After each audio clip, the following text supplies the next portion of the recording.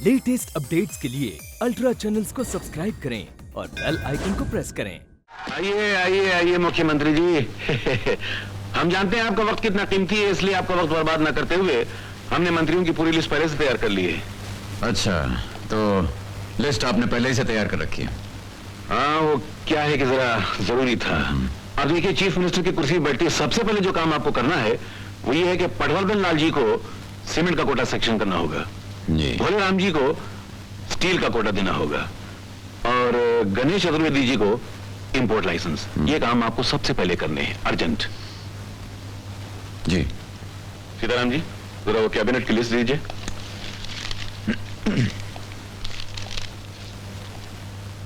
क्यों, कैसा लगा हमारा सिलेक्शन?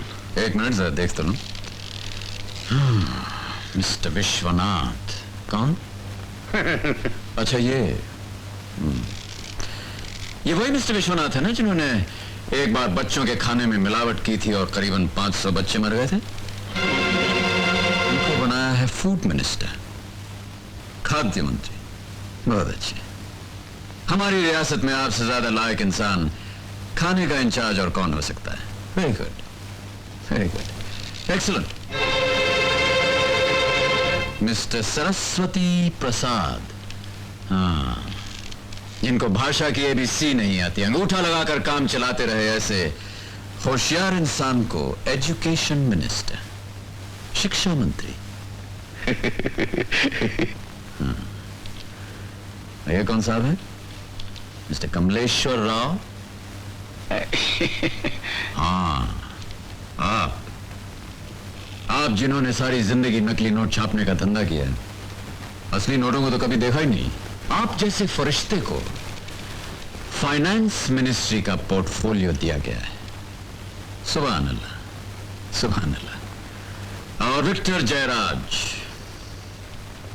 जिनके पास अनिल राज जैसा गुंडा था और जो खुद न जाने कितने कत्लेआम, कितने खून करवा चुके हैं, ऐसे जमाने के हमदर्द को लॉ मिनिस्टर बनाया गया है, यानी कानून मंत्री की कुर्सी से नवाजा गया। वाह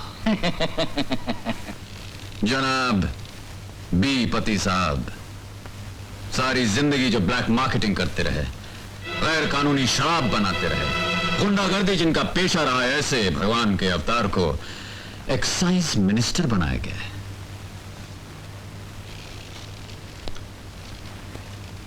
और सीताराम जी गृह मंत्री, होम मिनिस्टर। अपने मुबारक हाथों से जिसने अपने दामाद का घर बर्बाद करके रख दिया, अपनी बेटी का संसार उजाड़ दिया, वो होम मिनिस्टर। और क्यों नहीं, घर उजाड़ने की जिसे पूरी मालूमात हो, उससे अच्छा गृह मंत्री कौन हो सकता है? और अमरनाथ, जो पुलिस की बाइज्जत नौकरी छोड़कर फर्ज और इंसाफ को भुलाकर सियासत के मैदान में कूद पड़ा, वो चीफ मिनिस्टर, मुख्यमंत्री।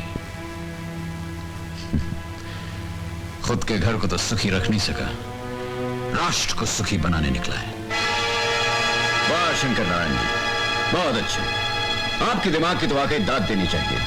ऐसे महापुरुषों की सरपरस्ती में यह देश बहुत जल्द उन्नति करेगा। अमरनाथ, क्या है कि इन लोगों ने हमारे गरीबों की पार्टी के लिए लाखों रुपए चंदा दिया है। अब इलेक्शन जीतने के बाद हम अगर इनको मौका नहीं देंगे तो हमारी नाक कट जाएगी, हम इनकी नजरों में गिर जाएंगे। हाँ, आप बिल्कुल ठीक कह रहे हैं शंकर नारायण जी, हमें बिल्कुल नहीं गिरना चाहिए। देश भले गिर जाए, राष्ट्र की गर्दन कट जाए, लेकिन हमारी नाक नहीं कटनी चाहिए। और मैं तो ऐसा समझता हूं कि कुर्सी पर बैठने के बाद ये लोग जितनी जल्दी अपना लगाया हुआ माल सूद समेत वसूल कर लेंगे, उतनी ही जल्दी इस देश से गरीबी हट जाएगी, फकीरी बढ़ जाएगी। रोटी तो एक तरफ, गरीबों को तन ढकने के लिए कपड़ा नहीं मिलने वाला। अमरनाथ बाबू, तुम हम लोग को तारीफ करता है या गाली देता है? कान खोलकर सुन लो, अगर गाली देता है तो अपन तुम्हारा चलन कर डालेगा। मुख्यमंत्री है तो क्या हुआ? नहीं मिस्टर भूपति,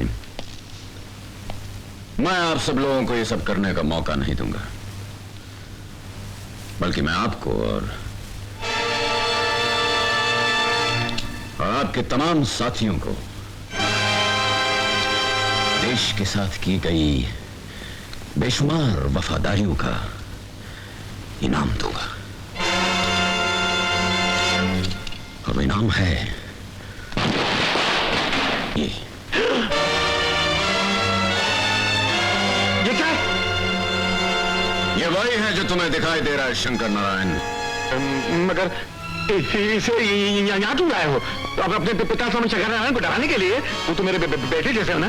चुप उठे मगरमच्छ, यह आंसुओं का नाटक बहुत पुराना हो चुका है, बंद करो इसे। अमर बेटा, मेरी तो सुन, मैं तेरा ससुर हूँ। ससुर? आप ही ने मुझे सिखाया था ना कि सियासत की दुनिया में कोई किसी का रिश्तेदार नहीं होता। यहां तक कि इंसान खुद अपना नहीं बल्कि सिर्फ कुर्सी का होता है, यही सिखाया था ना आपने। खबरदार! अगर तुम में से किसी ने अपनी जगह से हिलने की कोशिश की तो तुम्हारे टुकड़ों को सूखे पत्तों की तरह हवा में उड़ा देगा। बैठ जाओ। हाँ तो ससुर जी,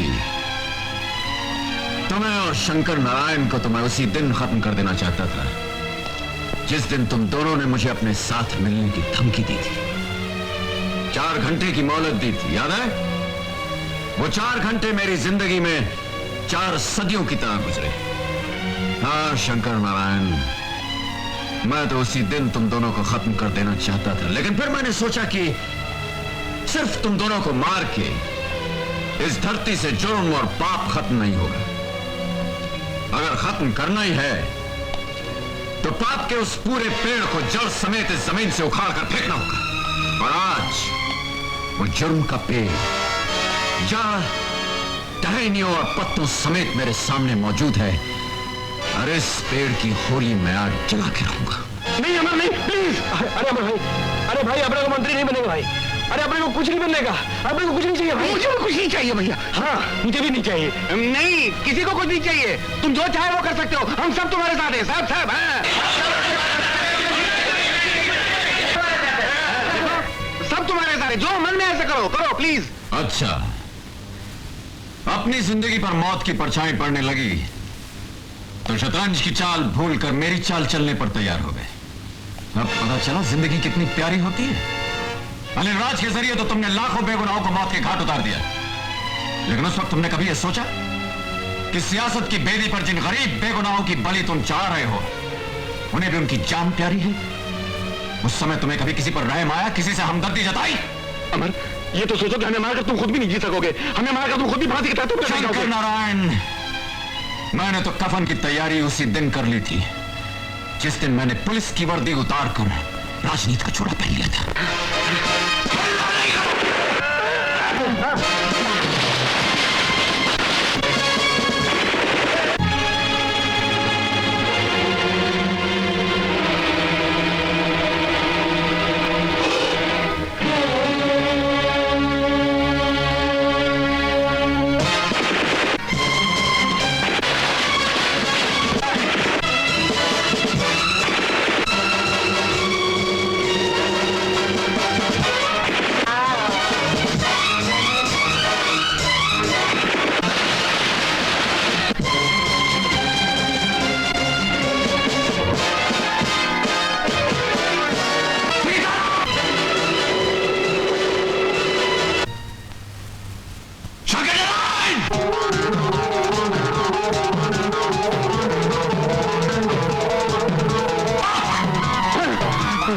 ये तेरी चाल के नाम।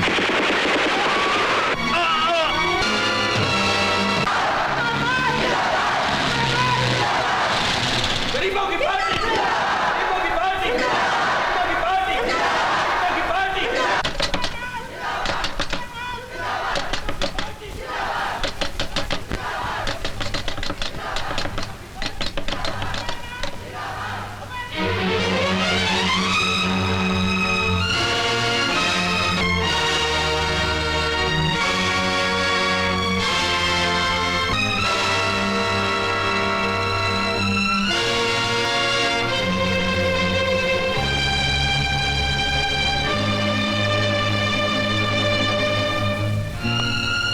लाशों के इस ढेर को देखकर तुम इतना हैरान क्यों हो रही हो आशा?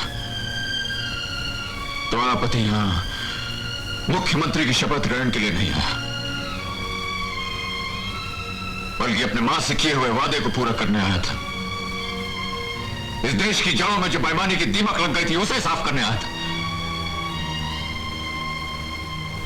आज घर से निकलने से पहले मैंने तुमसे कहा था ना कि आज मेरी जिंदगी का वो दिन है जिसका मुझे एक मुद्दत से इंतजार था।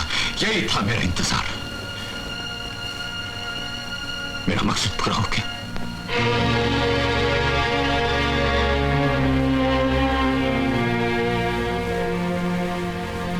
मैं जानता हूं तुम यहां क्यों आई हो आशा। इस रिवॉल्वर की गोलियां तुम मेरे सीने में उतारना चाहती हो।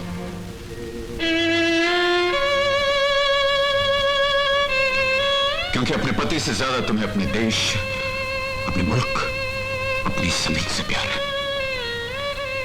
तुम अपना सुहाग मिटा सकती हो लेकिन अपनी मातृभूमि का सुहाग मिटता हुआ नहीं देख सकती। मुझे तुम पर नाज है आशा, फख्र है मुझे तुम पर।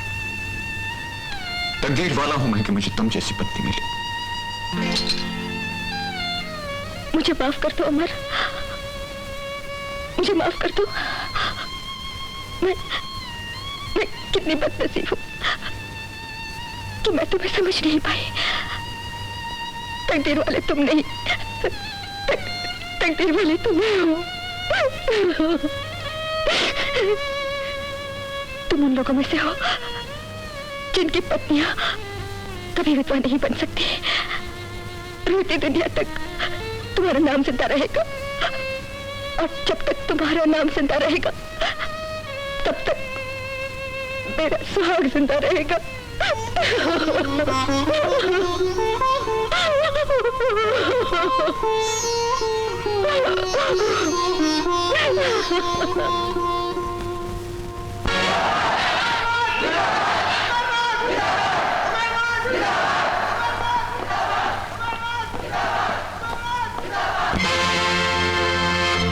I'm sorry sir।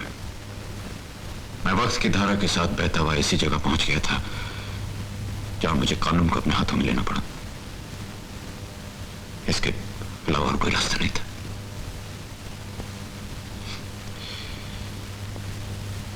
ये लीजिए, मैं हर सजा के लिए तैयार हूं। प्रताप,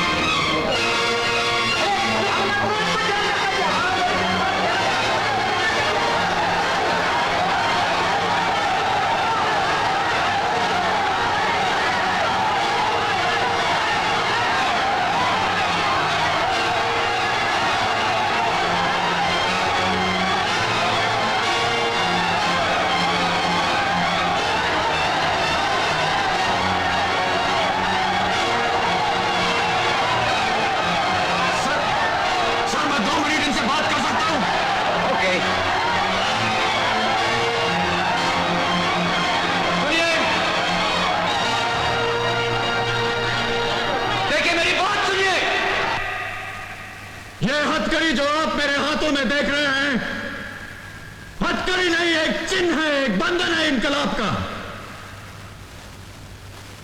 मुझे गिरफ्तार इसलिए किया गया है क्योंकि मैं शंकर नारायण और उसकी तमाम बिरादरी को मौत के घाट उतार कर आ रहा हूं। ये वो जलील खुदगर्ज लोग थे जो अपनी सर्दी दूर करने के लिए आप जैसे गरीबों का घर जला रहे थे, अपना पेट भरने के लिए गरीबों की चिता पर अपना खाना पका रहे थे। मैं उन सबको उनकी चिता तक पहुंचा कर आ गया हूं। आप पूछना चाहेंगे क्यों? आप लोगों ने अपना विश्वास मुझे दिया, मुझे अपना नेता चुना, अपने दुख और तकलीफों की दुनिया से गम और गरीबी का अंधेरा मिटाने की जिम्मेदारी सौंपी।